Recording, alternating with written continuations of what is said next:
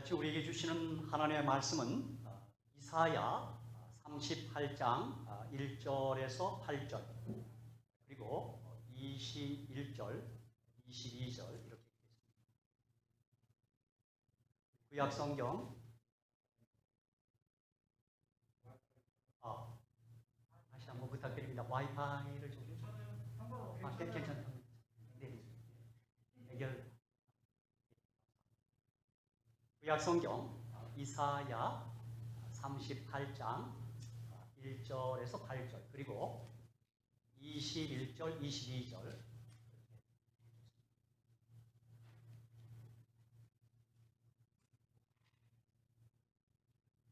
이사야 38장 1절로 8절 그 즈음에 히스기야가 병들어 죽게 됩니다. 아모스의 아들 선지자 이사야가 나와 그에게 이르되 여호와께서 이같이 말씀하시기를 너는 내 집에 유언하라. 내가 죽고 살지 못하리라 하셨나이다. 히스기야가 얼굴을 벽으로 향하고 여호와께 기도하여 가로되 여호와여 보아오니 내가 주의 앞에서 진실과 전심으로 행하며 주의 목전에서 선하게 행한 것을 추억하옵소서 하고 심히 통곡하니 이에 여호와의 말씀이 이사야에게 임하니라. 가라사대 너는 가서 히스기야에게 이르기를 내 조상 다윗의 하나님 여호와께서 이같이 말씀하시기를 내가 내 기도를 들었고 내 눈물을 보았노라. 내가 내 소환에 15년을 더하고 너와 이 성을 아수르 왕의 손에서 건져내겠고 내가 또 이 성을 보호하리라. 나 여호와가 말한 것을 내게 이룰 증거로 이 징조를 내게 주리라. 보라, 아하스의 일용표에 나아갔던 해 그림자를 이로 10도를 물러가게 하리라 하셨다 하라 하시더니 이에 일용표에 나아갔던 해의 그림자가 10도를 물러가니라. 조금 위에 건너뛰어서 21절, 22절 이사야는 이르기를 한 뭉치 무화과를 취하여 종초에 붙이면 왕이 나으리라 하였소. 히스기야도 말하기를 내가 여호와의 전에 올라갈 징조가 무엇이뇨 하였소. 오늘 저는 이 본문의 말씀에 이런 제목으로 좀 이상한 제목으로 말씀을 드리겠습니다. 사명을 완수하기까지 나는 죽지 않는다. 원래 이 말은 선교사, 영국 선교사였던 리빙스턴이 한 말입니다. I shall not die until my work is done. 제가 이 제목을 붙인 것은 오늘 38장 6절에 너와 이 성을 아수르 왕의 손에서 건져내겠고 내가 또 이 성을 보호하리라 하는 6절의 말씀 까닭입니다. 그래서 신학자들은 이사야 37장이 우리 히스기야 왕 제14년이라고 근데 38장에 히스기야 죽게 된 사건이 기록되는데 학자들에 의하면 순서로 의하면 이 38장의 앞에 와야 됩니다. 왜냐하면 6절 까닭이 그래요. 6절에 너와 이 성을 아수르 왕의 손에서 건져내겠고 내가 또 이 성을 보호하리라. 그래서 38장에 히스기야가 병든 일은 이사야 37장 아수르의 침입 바로 직전에 있었던 사건.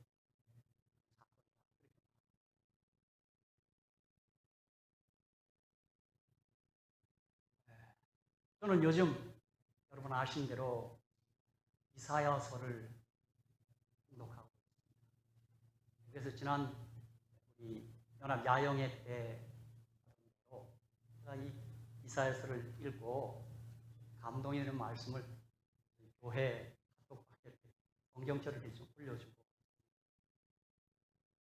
제가 받은 은혜들을 좀 다 함께 나누면 좋겠는데 그렇게 할 수는 없고 성경절만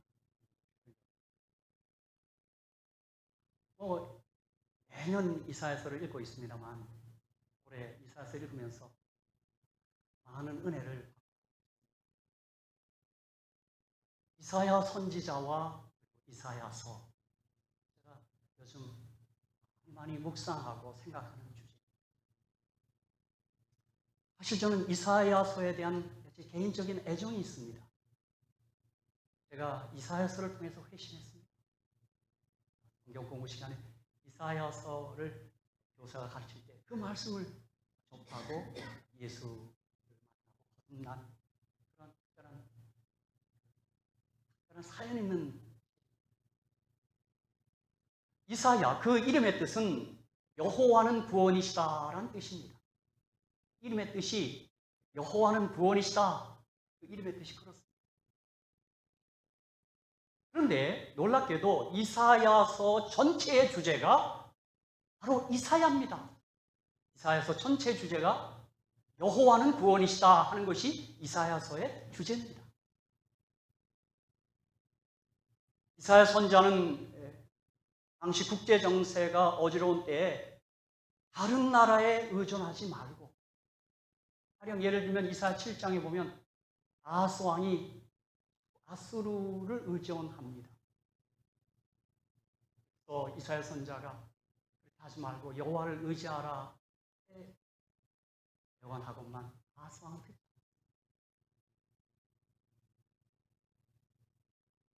오직 구원의 능력이신 여호와만 믿고 의지하도록 이사야 선지자는. 그래서 신학자들은, 대부분의 신학자들은 이사야 선지자는 선지자 중에 가장 복음적인 선지자다. 그렇게. 또 특별히 우리가 아는 대로 성경은 66권인데 이사야서 역시 66장입니다. 아마 다 눈치채셨을 텐데. 근데 성경 66권은 구약이 39권, 신약이 27권으로 되어 있습니다. 이 교회 막 들어오니까 구약, 신약의 권수를 그렇게 외우게 하대요. 39권, 39, 27, 보합 66권. 기억이 나는데. 그런데 이사야서 역시 66장으로 되어 있는데 이사야서는 딱 두 부분으로 딱 나뉩니다. 1장에서 39장까지가 첫 부분이고 40장에서 66장까지, 즉 27개의 장이 둘째 부분입니다. 그래서 또 학자들은 이사야서를 작은 성경의 축소판으로 부릅니다. 그런데 이번에 여러분이 아마 이사야서를 통독하시면서 눈치채셨겠지만 그 첫 부분, 1장에서 39장까지 첫 부분은 아수르의 침공이 그 이사야서의 배경입니다. 둘째 부분, 40장에서 66장까지는 바벨론 포로 시대를 배경으로 하고 있습니다. 즉, 첫 부분은 아수르의 침공에서 유다 민족이 구원을 얻는 것에 집중하고, 둘째 부분은 바벨론의 포로 신분에서 벗어나 구원을 얻어 귀환하게 되는 것에 집중하고 있습니다. 이 아수르의 침공으로부터 구원받는 일을 우리 주님의 예언, 주님의 기대를 성취한 왕이 바로 히스기야 왕입니다. 근데 이 아수르의 침공으로부터 이스라엘을 구원하는데 하나님이 쓰고자 하는 히스기야 왕이 그만 그 일이 있기 직전에 병이 든 겁니다. 아니, 어떻게 보면 죽을 병이 든 것 같습니다. 학자들은 피부암이 아니었나 그렇게 봅니다. 무화과 나무를 종초에 바른 거 보면 그런 이야기를 하고 있습니다. 물론 이사야서는 궁극적으로는 메시아이신 예수 그리스도가 이 땅에 오심으로 인류가 구원을 받는다는, 인류 구원의 소망을 예언하는 특별한 복음 말씀입니다. 그래서 이사야서는 하나님의 구원을 선포하는 예언서로, 그래서 사람들은 구약의 복음서라고 부르고 있는 것입니다.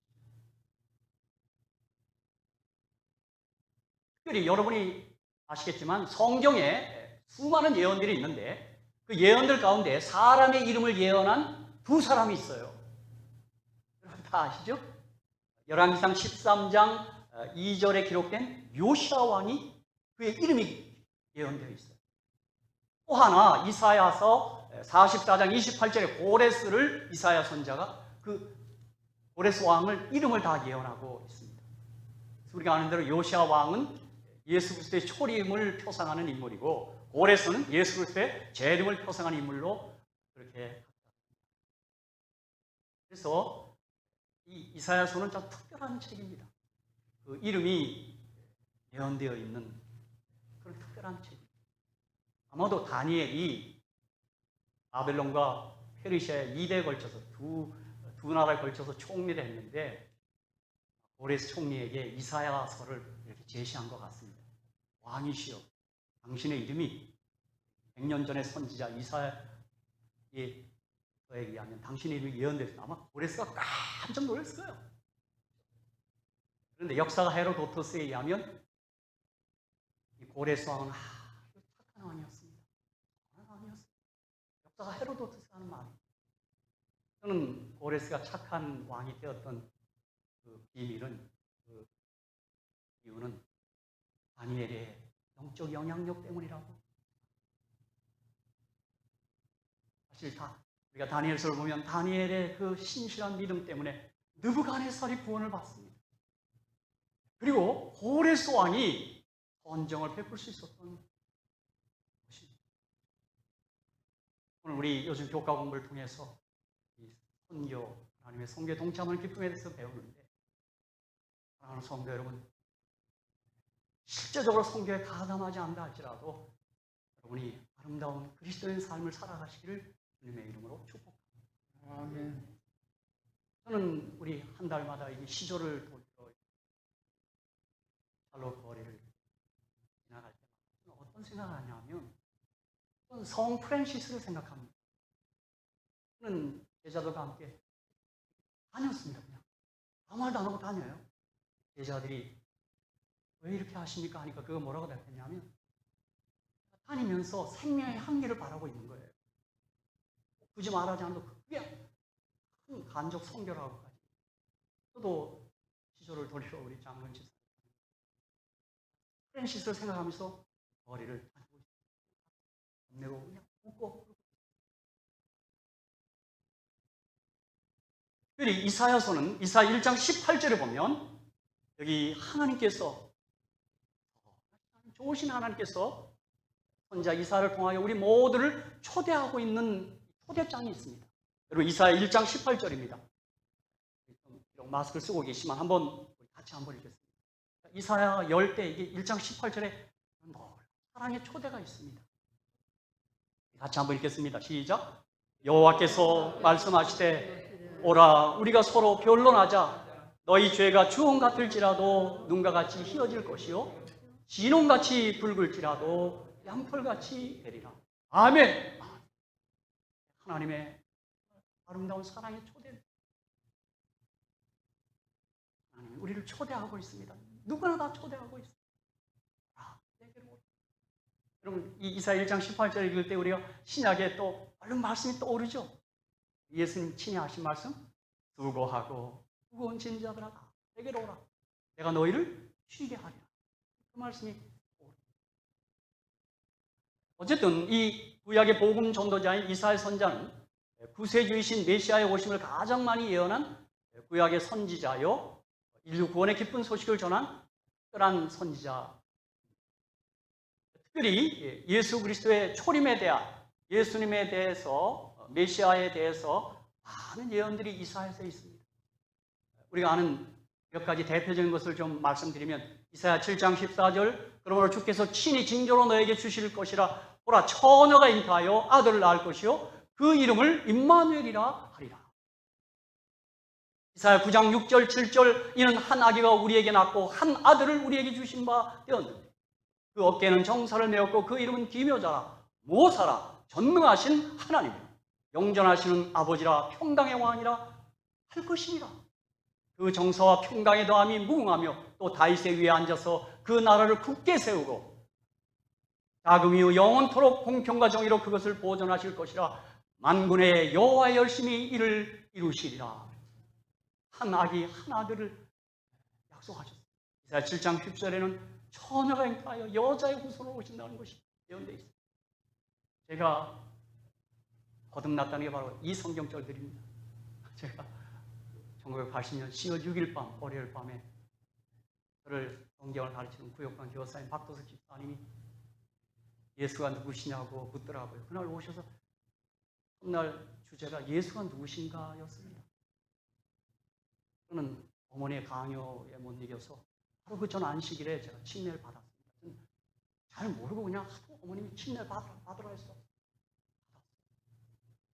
침례를 받고 나왔더니 저희 어머니 막 우는데 난 창피하기도 하고 이게 서 있었어요. 그런데 그 다음 월요일 밤에 구역관 전도회가 있었고 저희 집이 구역관 전도회를 하는데 그날 밤 그분이 오셔서 예수가 누구냐 그러는데 바로 엊그제 침례 받은 사람 이 총각의 입에서 청년의 입에서 4대 성인입니다. 다 그러고 있어요. 이분이 깜짝 놀라실 겁니다. 엊그제 침례 받았는데 그날 그분이 예수님은 4대 성인이 아니고 하나님의 아들 그리스도라는 사실을 말씀하시면 그분은 구약에서 이렇게 예언되고 오신 분이라고 그러면서 그날 그분이 편 말씀이 이사야 7장 14절이었어요. 저는 그분이 뭐 처녀의 모습 나시다는 얘기 좀 들은 바 있거든요. 그래서 제가 그게 다 예언이 된 겁니까? 이렇게 반문하고 또 이사야 9장 6절로 넘어가요. 또 미가 5장 6절. 그날 밤 놀랐어요. 제가 그날 그 충격을 어떻게 감당하지 못하고 내가 그분 손을 잡았어요. 그런 분이군요, 예수님이. 그리고 그분에게 어떻게 하면 좋겠냐 그랬더니 성경을 읽으라고 그러더라고요. 그분이 간 다음에 제가 신약 성경을 펴서 성경 읽다가 그래서 주님을 만납니다. 그다음 내가 얼마나 통곡했는지 모릅니다. 제가 이 성경이 젖을까 봐 성경을 덮었습니다. 그리고 바로 그날 밤 우리 어머니가 서재고자 하는 예언의 신들이 있었어요. 난 그게 뭔지도 모르고 그냥 빼서 그걸 읽는데 저는 잠을 못 잤습니다. 그리고 그 한 주간 몇 번 전도를 하면서 그 예수님이 얼마나 좋던지. 그러고 나니까 술이 끊어져요. 알코올 중독자는 술 다 끊어지는. 그리고 견디지 못해서 제가 뛰어나가서 만난 사람에게 예수를 믿으라고 그 성경절입니다. 이사야 11장 1절로 5절은 계속해서 예언합니다. 이새 줄기에서 한 싹이 나며 그 뿌리에서 한 가지가 나서 결실할 것이요 여호와의 신 곧 지혜와 총명의 신이요 모략과 재능의 신이요 지식과 여호와를 경외하는 신이 그 위에 강림하시리니 그가 여호와를 경외함으로 즐거움을 삼을 것이며 그 눈에 보이는 대로 심판치 아니하며 귀에 들리는 대로 판단치 아니하며 공의로 빈핍한 자를 심판하며 정직으로 세상에 겸손한 자를 판단할 것이며 그 입에 막대기로 세상을 치며 입술의 기운으로 악인을 죽일 것이며 공의로 그 허리띠를 삼으며 성실로 몸의 띠를 삼으리라. 주님의 시, 예수님의 하나님의 신을 한 주셔서 성령이 충만하셔서 주님이 부르다니시며 선한 일을 하신 것입니다.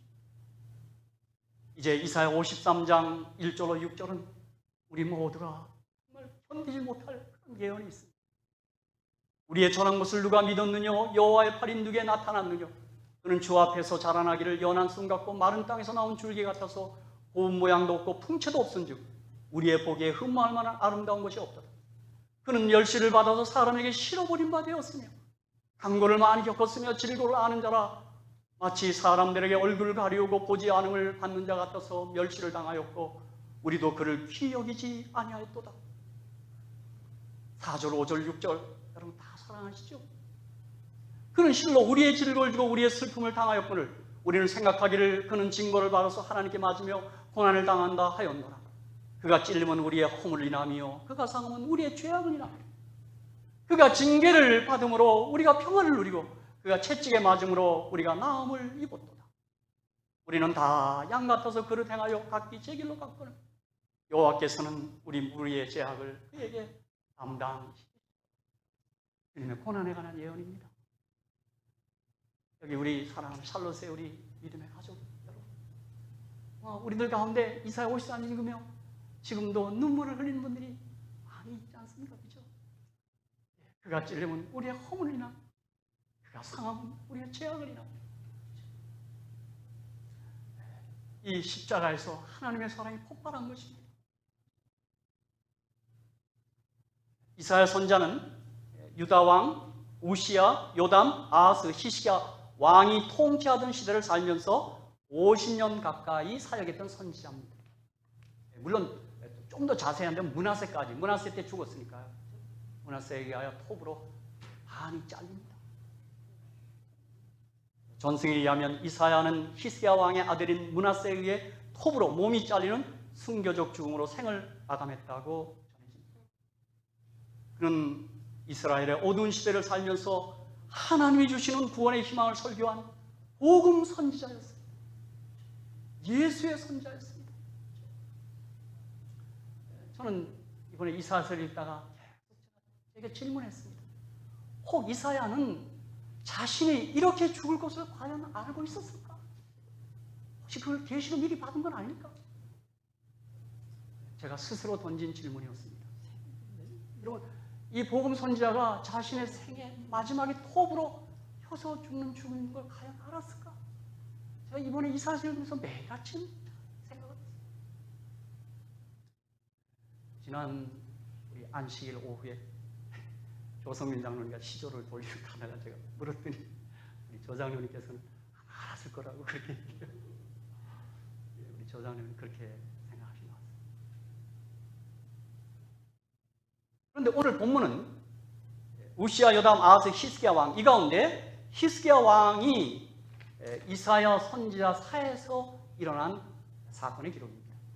그러니까 아마도 이사야 선지자는 이 우시야, 요담, 아하스, 히스기야, 므낫세 이 가운데 가장 절친한 사람이 히스기야 왕이었던 것 같습니다. 우리가 이 이사야 36, 37, 38, 39 4개장을 보면 히스기야는 모든 것을 이사야 선지자와 상의하고 자문하고 했던 것입니다. 특별히 열왕기하 18장 1절로 8절을 보면 히스기야 왕은 하나님 앞에 정직한 왕이었고 우상 숭배를 근절한 왕이었으며 여호와를 전적으로 신뢰한 왕이었고 여호와의 계명을 지킨 아주 선한 왕이었습니다. 다윗 이래로 가장 좋은 왕이 히스기야 왕입니다. 그런데 여러분, 우리 모두 또 한 번 묵상할 필요가 있어요. 그 아버지 아하스는 악했습니다. 악했습니다. 근데 이 선한 왕, 믿음의 왕이 태어난 거예요. 더 놀라운 사실은 그의 아들 므낫세는 신이 악했습니다. 여러분, 신이 악했어요. 참, 이거 정말 알 길이 없습니다. 그렇죠? 예. 그런데 선한 왕, 이 믿음의 왕 히스기야, 그의 삶의 주요한 특징이 기도입니다. 기도 생활이에요. 여러분, 그러므로 우리가 기도 생활을 절대로 소홀히 할 수 없습니다. 우리의 믿음이라는 것이 이 기도와 관련을 맺고 있어요. 히스기야 왕의 행적에서 우리가 볼 수 있습니다. 그래서 여기 지금 제가 이사야서 몇 절을 좀 읽어드리겠습니다. 이사야 1장 1절, 유다 왕 우시야와 요담과 아하스와 히스기야 시대 아모스의 아들 이사야가 유다와 예루살렘에 대하여 본 이상이라. 물론 우리가 좀 더 선지서를 종합적으로 연구하면 바로 이때 이 이사야는 좀 귀족, 약 상류층을 향하여 봉사했고 미가 선자는 같은 동시대인데 미가는 서민들을 향하여 예언한 선지자, 같은 시대 선지자. 물론 북방 이스라엘은 호세아와 아모스가 활동했습니다. 그리고 이 이사야와 미가는 다니엘, 에레미야, 에스겔보다 한 100년 전에 활동했던 선지자입니다. 자, 그리고 이사야 6장 1절에 우시야 왕의 죽던 해에 내가 본즉 주께서 높이 들린 보좌를 앉으셨는데 그 옷자락은 성전에 가득하여. 그러니까 이 이사야 선자는 자신이 봉사하던 기간 동안 우시야 왕이 죽는 것을 목격했고 아하스 왕이 죽는 것을 또 목격했습니다. 그게 이사야 14장 28절에 보면 아하스 왕의 죽던 해에 받은 경고라고 했어요. 그러니까 이 4대 왕인데 므낫세까지 5대 왕에 걸쳐서 봉사했는데 우시야 왕이 죽는 것, 아하스 왕이 죽는 것을 바라본 것입니다. 그렇죠? 또 이사야 7장 1절에는 우시야의 손자요 요담의 아들인 유다 왕 아하스 때 아람 왕 르신과 르말리아의 아들 이스라엘 왕 베가가 올라와서 예루살렘을 쳤으나 능히 이기지 못하니라. 그렇게 기록되어 있습니다. 그러다가 이사야 36장 1절에 히스기야 왕 14년에 아수르 왕 사네립이 올라와서 유다 모든 견고한 성을 쳐서 취하니라. 근데 시간상으로는 38장이 먼저 나와야 됩니다. 그가 아팠던 게 바로 그 아수르의 침입 직전이었습니다. 그렇죠? 그러니까 여러분 보세요. 이제 열왕기상하 역대상하를 이사야에 연결해서 보면 이 히스기야가 병들어 죽게 된 때가 39살입니다. 14년째니까 그가 25살에 왕이 됐으니까 39살에 죽을 병이 걸린 거예요. 그렇죠? 그래서 이사야 38장 1절 그 즈음에 히스기야가 병들어 죽게 되니 아모스의 아들 선지자 이사야가 나와 그에게 이르되 여호와께서 이같이 말씀하시기를 너는 내 집에 유언하라 내가 죽고 살지 못하리라 하셨나이다. 그러니까 29살에 왕이 된 그 아버지 아하스는 악했어요. 그리고 14년 동안 그는 신앙개혁을 하고 종교개혁을 하고 아주 신실한 왕으로 아마 이때 이사야 선지자의 협력이 있었겠죠. 지도가 있었겠죠. 그리고 이 이사야가 톱으로 잘려 죽었다는 말은 유대인의 전승에 있는데 히브리서 11장에도 보면 사도 바울이 히브리서를 기록하면서 37절에 돌로 치는 것과 톱으로 켜는 것과 이런 기록이 있습니다. 아마 사도 바울은 이것을 이사야를 염두에 두지 않았나 학자들은 보는 것입니다. 저는 오늘 이제 다시 우리 본문으로 돌아와서 이사야 38장 1절입니다. 그 즈음에 히스기야가 병들어 죽게 되니 아모스의 아들 선지자 이사야가 나와 그에게 이르되 여호와께서 이같이 말씀하시기를 너는 내 집에 유언하라 내가 죽고 살지 못하리라 하셨나이다. 저는 오늘 1절의 말씀을 가지고 복음 선지자 이사야가 지금 슬픈 소식을 전하고 있는 것입니다. 배드뉴스를 전하는 거예요. 무슨 소식이에요? 내 집에 유언하라 내가 죽고 살지 못하리라. 이 복음 선지자가 지금 아주 슬픈 소식을 좀 히스기야에게 전하는 것입니다. 병들어 누워있는 히스기야에게 나아간 선지자 이사야는 내가 죽고 살지 못하리라고 선언합니다. 저는 이사야 선지자의 이 선언은 아마도 히스기야 왕과 이사야 선지자가 부활을 믿는 믿음의 사람이기에 할 수 있었던 선언이라고 생각합니다. 우리 모두 사도신경을 다 고백하지는 않습니다만 사도신경의 이 대목이 참 좋습니다. 죄를 사하여 주시는 것과 몸이 다시 사는 것과 영원히 사는 것을 믿사옵나이다. 사도신경 이 대목이 부활을 믿는 신앙 고백이죠. 하지만 부활을 믿고 설령 내가 죽는다 해도 크게 문제되지 않을 수 있겠지만 표면상으로는 참 슬픈 소식입니다. 너 지금 병들어 누운 것만 해도 괴로운데 하나님의 선자가 와서 자신이 낫지 못하고 죽게 될 것이라고 선언했으니 얼마나 슬픈 소식이에요. 그렇죠? 저는 제 경우는 한번 좀 생각해 봅니다. 저도 목회야. 내가 어디 가서 지금 아픈 분에게 내가 이렇게 말할 수 있을까? 말 못합니다. 아마도 이러한 기록은 히스기야와 이사야가 아주 친했던 모양입니다. 이렇게까지 말할 수 있을 만큼 친했던 모양.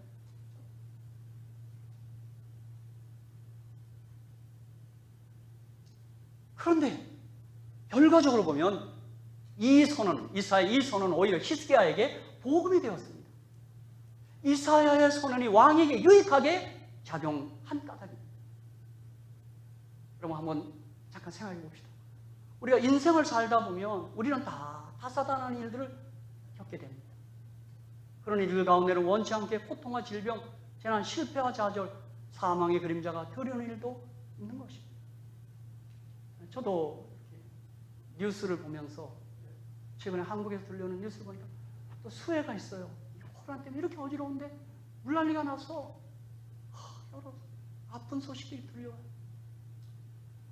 가평에서 한 어머니가 뉴질랜드 사시다가 고국으로 귀환해서 펜션이라는 걸 하고 있어요. 뉴질랜드 사람들은 딸과 그 또 손녀가 있죠. 사이는 그냥 있었고 어머니 돕겠다고 왕 것 같습니다. 산사태 안에서 그 3대를 다 그대로 죽었어요. 나는 그 뉴스를 보면서 집사람 관계 어떻게 이럴까? 근데 뉴스를 보니까 그들이 착한 분이었답니다. 참 좋은 분이었다. 정말 우리 사는 게 정말 예측이 불허해요. 그렇죠? 갖가지 소식들이 몰라할 소식이.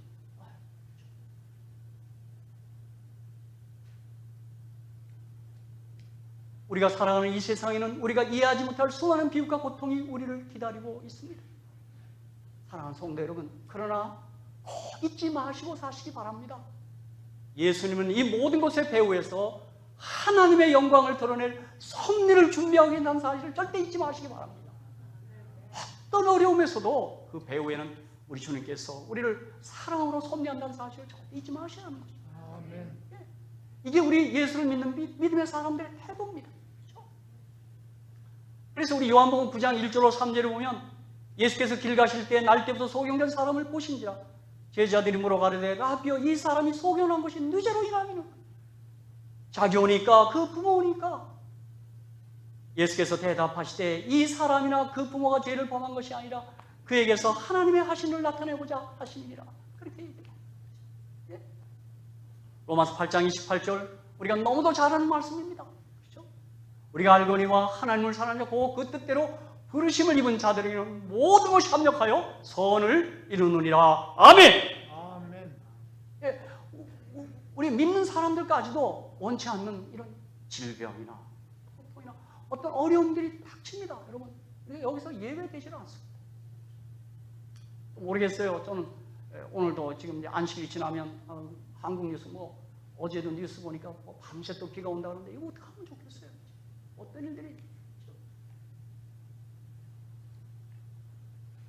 그런데 오늘 본문에는 이 슬픈 소식, 이사야가 건넨 슬픈 소식은 오히려 히스기야로 하여금 기도하게 하고 기도 응답을 경험하게 했습니다. 이것은 마치 우리도 마찬가지입니다. 이사야 38장 2절 5절 히스기야가 얼굴을 벽으로 향하고 여호와께 기도하여 가로되 여호와여 구하오니 내가 주의 앞에서 진실과 전심으로 행하며 주의 목전에서 선행한 것을 추억하옵소서 하고 심히 통곡하니. 맞아요. 열왕기하 18장에 보니까 이 히스기야는 선한 왕이었어요. 착한 왕이었어요. 믿음의 왕이었어요. 주의 목전에서 선행한 것을 추억하옵소서 하고 심히 통곡하니.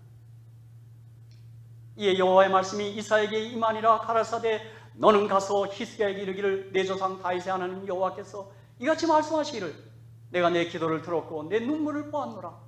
내가 내 소원이 15년을 더하고. 아멘. 아멘. 저는 또 생각했습니다. 내가 이런 상황에 놓인다면 항의 내지는 질문을 먼저 하지 않았을까 하는 그런 생각이 항의했을 거예요. 내가 이런 신이 사는데 왜 내게 이런 일이 항의했을 거예요. 질문했을 거예요. Why me? 왜 내게? Why me? 저는 지금 미국에 계신 김충근 박사님, 교수님인데 이분이 쓴 책이 Why me입니다. 난 제목이 희한하다. 이게 뭐예요? Why me 했더니 이분이 바로 그런 분입니다. 예수님 잘 믿는 분인데 교수까지 하시는 분이 푹 암이 덜컥 걸렸어요. 그가 내뱉은 말이 Why me입니다. Why me? 왜 내게? 왜 내게? 이분도 열심히 기도해서 병이 좀 나아요. 그래서 나중에는 Why me? 앞에 Why me는 막 항의하는 거고 뒤에 me는 왜 내게 이런 은혜를, 이게 바뀌었어요. Why me? Why me? 책종이 그겁니다. 근데 이분이 이 자마라고 하는 송계를 만들어서 우리 이민 온 그리고 유학 온 유학생들을 향하여 얼마나 뜨거운 사역을 펼치고 계신지 그 책에 보니. 그러나 히스기야는 질문하거나 항의하지 않고 통곡하며 기도합니다. 그리고 전심으로 기도했습니다. 그런데 놀라운 사실은 하나님은 눈물에 약하십니다. 내 조상 다윗의 하나님 여호와께서 이같이 말씀하시기를 내가 내 기도를 들었고 내 눈물을 보았노라. 아멘. 사랑하는 성도 여러분, 기도할 수 있다는 것, 어떤 상황에서도 엎드려 살아계신 하나님께 강구를 할 수 있다는 것, 이것이 바로 복음입니다. 여러분, 그것이 복음입니다. 그래서 이사야는 이 기록을 해놓은 것입니다. 기도의 힘을 체험할 수 있는 것, 이것이야말로 이것이 복음입니다. 여러분, 정말 저는 우리 믿음 생활하면서 가장 큰 특권은 뭐냐면 엎드려 기도하는 것입니다. 어떤 건 응답이 보이지 않아요. 더뎌요. 우리가 기도하고 또 기도하고. 그리고 어느 때는 좀 눈물을 흘릴 때도 있습니다. 제 경험으로 보니까 고요한 시간에 그렇게 되기가 좋습니다. 고요한 시간에 어떻게 길 같은데 엎드려서 이렇게 한번 눈물을 흘릴 그런 순간, 저는 그때 제가 착각인지 모르는데 이때 드린 기도는 응답될 것 같다 그런 생각을 좀, 착각은 자유니까 그런 순간이 있습니다.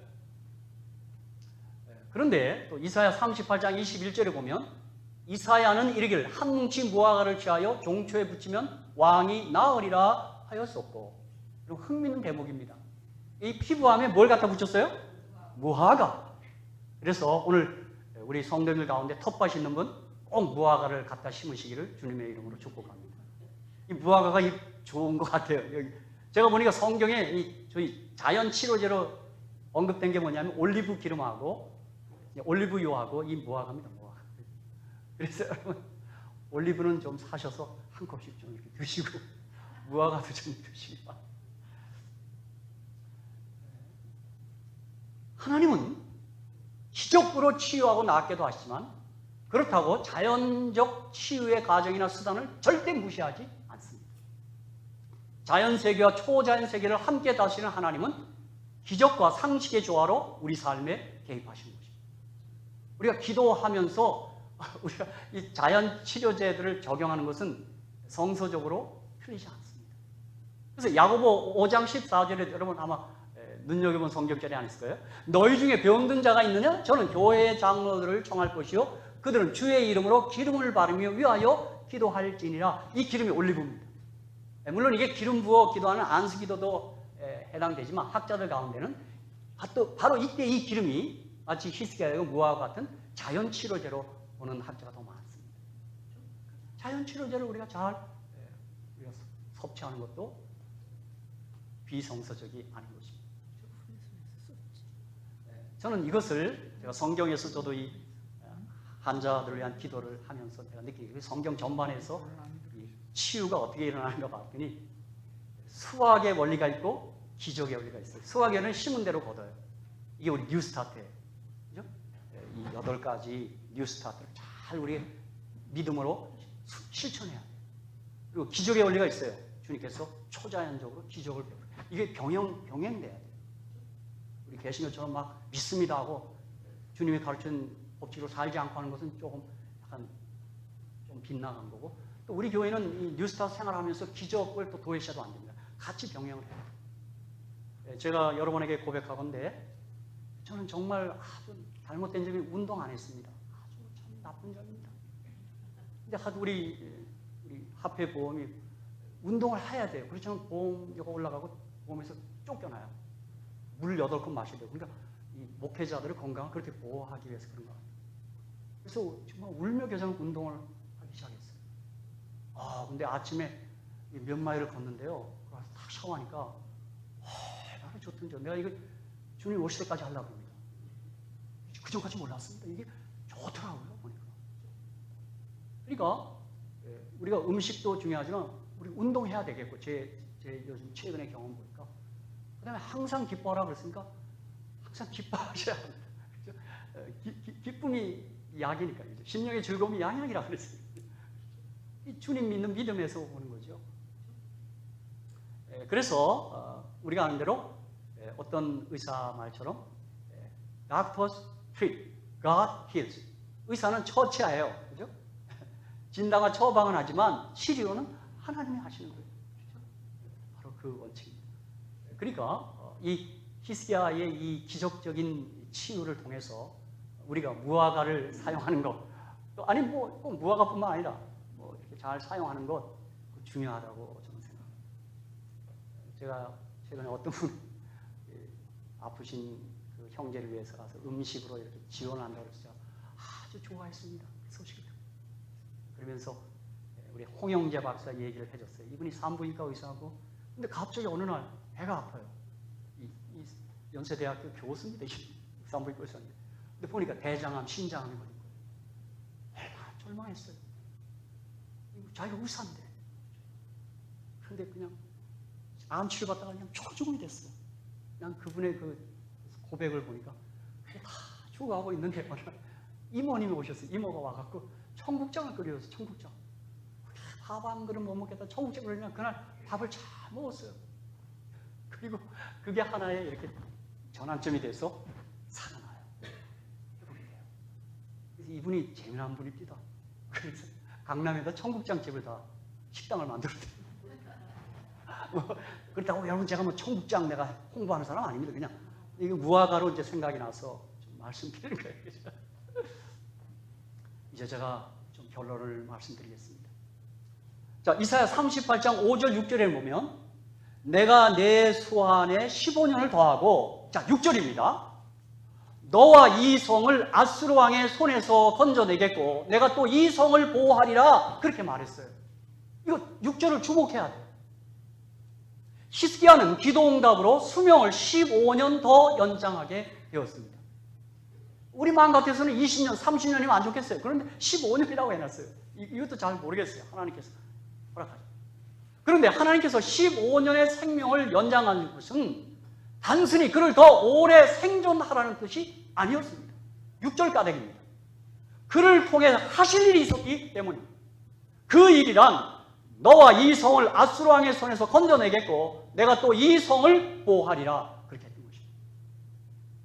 우리가 이 말씀드린 것처럼 그 아버지 아하스는 아수르 왕을 이렇게 막 친아수르 정책을 썼어요. 그리고 거기 끌려가서 그 우상 다 갖고 들어왔어요, 이스라엘. 근데 우리가 이사야 36장도 보면 히스기야는 친아수르 정책 쓰지 않았어요. 그때 전적으로 성전에서 하나님께 기도, 하나님만 의지했어요. 우리가 아는 대로 그렇게 기도했더니 천사가 내려와서 하룻밤에 몇 명이요? 18만 5천을 몰살시킵니다. 그리고 홍백이 달아나서 달아갑니다. 그리고 돌아가서 아들들한테 죽임을 당하고 그는 생을 바쳐버립니다. 하나님은 히스기야를 통해서 예루살렘과 유다를 아수르의 침략에서 구원하시고자 했던 것입니다. 아수르의 침략의 위협에서 유다와 예루살렘을 지키고자 하나님은 히스기야 왕을 쓰기로 결정하신 것입니다. 즉 사명 완수를 위해 그의 생명을 연장해 주신 것입니다. 이게 이사야 38장 6절이 우리에게 던지는 기도입니다. 자, 이제 I shall not die until my work is done, 리빙스톤의 고백을 좀 말씀드리겠습니다. 선교사 리빙스톤은 아프리카 선교를 하면서 맹수와 백인은 무조건 죽이라는 원주민들의 위협에 끊임없이 시달렸습니다. 제가 그의 전기를 읽어보면 영국에 선교 보고할 때 막 한쪽이 떨어져 있어요. 정말 늘 죽음의 위협에 시달렸습니다. 사자에게 어깨를 물려서 한쪽 어깨를 완전히 못 쓰게 되는 상태가 돼요. 정말. 그리고 이 리빙스톤은 최초의 아프리카 선교사인데 그가 다른 쪽으로 가게 했던 게 어떻게 막혀서 아프리카를 갔는데 그건 지도 하나 없었고 그가 아프리카 지도도 그가 만듭니다. 그는 수많은 죽음의 위협 앞에서 이러한 고백을 했던 것입니다. 나는 사명을 다 완수하기 전까지는 결코 죽지 않는다. 이 고백입니다. I shall not die until my work is done. 내 사명을 완수하면 난 죽지 않는다. 이것은 그가 죽음을 부인하는 것이 아니라 하나님이 자신이 주신 사명이 온전히 되기까지 어떤 위협도 그를 무너뜨리지 못한다는 믿음의 고백이었습니다. 우리도 이러한 고백으로 살아가시기를 주님의 이름으로 축복합니다. 그러니까 단순히 생존하는 것이 목적이 아니라 내게 맡기신 사명이 있을 터인데, 오늘 우리 은사 얘기했어요. 내게 주신 은사가 있을 터인데 이 은사를 가지고 어떤 사명을 이루기까지 나는 죽지 않을 것이다 하는 고백입니다. 우리가 단지 오래 살기만 한다면 그게 무슨 의미가 있겠습니까? 우리의 생명이 다할 때까지 우리에게 맡긴 사명을 다해내는 것, 이것이 중요하지 않겠습니까? 여러분, 그런데 이것은 리빙스턴이 고백하기 이전에 바울의 고백이었습니다. 바울은 그런 마음으로 살았습니다. 사도행전 20장 24절 나의 달려갈 길과 주 예수께 받은 사명 곧 하나님의 은혜 복음 증거를 마치려 하면 나의 생명을 조금도 귀한 것으로 여기지 아니하노라. 그런 고백합니다. 빌립보서 1장 21절 24절에서는 이는 내게 사는 것이 그리스도니 죽는 것도 유익함이라. 죽어도 상관없어요. 그렇죠? 그러나 만일 육신으로 사는 이것이 내일의 열매일진데 무엇을 가릴는지 나는 알지 못하니라. 내가 그 두 사이에 끼었으니 항상 삶과 죽음 사이에 끼어 있어요. 그죠? 떠나서 그리스도와 함께 있을 욕망을 가진 이것이 더욱 좋으나 주님과 함께 죽는 것이 더 좋다고 그랬어요. 어느 때는 좀 주 안에서 그냥 잠드는 게 좋다고 얘기했어요. 더욱 좋으나 그러나 내가 육신에 거하는 것이 너희를 위하여 더 유익하리라 그랬어요. 그가 살아있는 목적은 봉사하고 섬기고 주님의 사명을 이루는 일이 더 중요했기 때문에 오늘 살고 있다. 그렇게 말합니다. 그렇습니다. 우리 믿음의 사람들은 뭐 죽음이 두렵지 않으면 잠깐 자는 거죠. 그렇죠? 그리고 재림의 아침에 일어나는 거예요. 그렇죠? 저도 젊은 날에 객기가 없었거든요. 늘 잠이 좀 모자라는 편입니다. 그래서 어느 때는 그 무덤가를 지나가면서 그 사람들이 얼마나 부럽던지요. 저 사람들은 24시간 자는구나. 우리 성도님도 알죠? 제가 운전대 잡으면 어떤 분 불안해서 제차를 못하더라고요. 그리고 어디나 앉으면 좋으니까 하도 얼마나 걱정들 하시는지 제가 충분히 이해가 안 되시는 저는 그 무덤에 계신 분들 야, 저분들 참 많이 주무신다. 코도 안 골아. 바울이 그런 태도로 사는 거예요. 내가 그리스도와 함께 있으면 죽는 거 유익하다. 문제 없다. 살아있는 것은 섬기는 게 위해서 사명을 완수하기 위해서 내가 사는 것이다. 그래서 그럴까 사도행전 23장이나 27장에 보면요. 그가 로마로 호송하면서 풍랑을 만날 때 사도행전 27장 23절에 보면 나의 속한 바 곧 나의 성기는 하나님의 사자가 어젯밤에 내 곁에 서서 말하되 바울아 두려워 말라.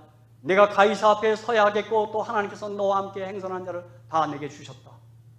너 로마 가서 복음 전하니까 죽지 않아. 너 배 풍랑 있어도 너 죽지 않아. 그 말 듣고 그가 뭐라 그랬어요?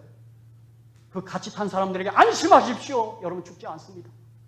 여러분 그 말은 뭐냐면 바울 때문에 그 사람 다 산 거예요. 사실은 그렇죠?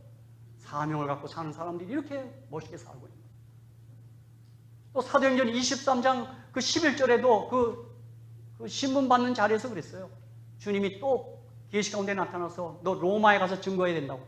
거기서 죽지 않아요. 그들이 죽이려 했지만 죽을 수 없어요. 사랑하는 성도 여러분, 이 히스기야의 하나님, 리빙스턴의 하나님, 바울의 하나님, 이분이 나의 하나님 것을 고백하시기를 주의 이름으로 축복합니다. 그래서 지금 뭐 코로나 때문에 뭐 이것저것 사방에서 죽음의 이야기가 있는데 여러분 너무 이거 두려워하지 마십시오. 정말 우리가 누구만을 두려워해야 돼요? 하나님만을 두려워해야 돼요. 사실 히스기야 이야기는 바로 이런 이야기입니다. 물론 제가 다시 한번 히스기야에서 설교하긴 할 겁니다. 제가 우리 어느 때 조장님하고 가면서 얘기했는데 15년 더 연장하고 12년차 될 때 므낫세가 태어납니다. 그 뒤에 보면 므낫세가 12살 때 왕으로 취임합니다. 그런데 므낫세가 이스라엘에서 가장 악한 아이였습니다. 우리 무슨 생각나요? 그때 그냥 주 안에서 잠들었으면 므낫세 안 태어났을 텐데 그 생각 왜 안 나겠어요? 그렇죠? 제가 그 설교 좀 하고 싶습니다. 어떻게 이렇게 됐을까? 그렇죠? 뭐 미리 약간 맛을 보여드린다면 그가 죽다 살아났고 늦게 난 거예요. 분명히 다른 아들이 있을 거예요. 그죠? 그 엄마가 또 헵시바예요. 헵시바. 히브리어. 그 헵시바란 말이야 아주 미모가 뛰어나다는 걸 포함하고 있습니다. 그러니까 그 뒤늦게 12년이니까 39에서 11을 보면 51세에 난 아들 늦둥이를 낳고는요 스포일시켰나 봐요. 이랬나 봅니다. 그래서 그 고약한 아이 태어납니다. 그거는 좀 우리 잠깐 나중에 생각하기로 하고 아무튼 이 기도의 사람 히스기야, 믿음의 사람 히스기야, 그가 믿은 하나님, 나의 하나님이 되기로 헌신해 주시기를 주의 이름으로 축복합니다.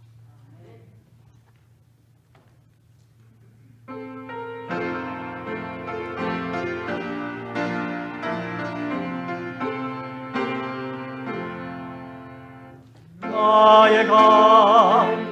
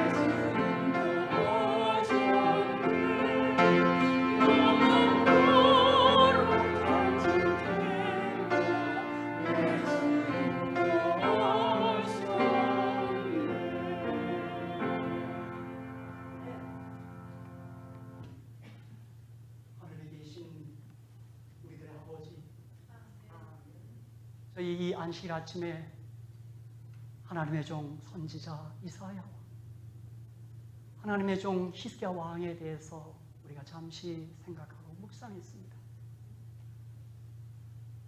예수님, 우리로 하여금 믿음을 갖게 해주심을 진심으로 감사합니다. 아버지, 우시야, 요담, 아하스, 히스기야, 므낫세, 그들이 아버지와 아들 관계인데도 불구하고 믿음이 달랐습니다. 있는 이가 있는가 하면 불신하는 이가 있습니다. 하오니 우리로 하여금 믿음을 갖게 해주신 진심으로 감사합니다. 예수님, 하나옵나니 우리의 가족, 우리의 친지, 우리의 동족, 아니 세계 거민 모두가 믿음을 갖도록 은혜를 베풀어 주시옵소서.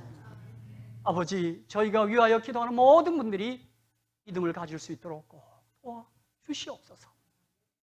또 혹 저희도 히스기야 왕처럼 어려움을 맞닥뜨린다 할지라도 믿음으로 포위해서 기도로 쓰러뜨릴 수 있도록 도와주시옵소서. 그리고 우리의 삶이 주님이 주신 사명을 이루어가는 삶이 되도록 우리 모두를 축복하여 주시옵소서. 예수님의 이름으로 간절히 기도하오 나이다. 아멘.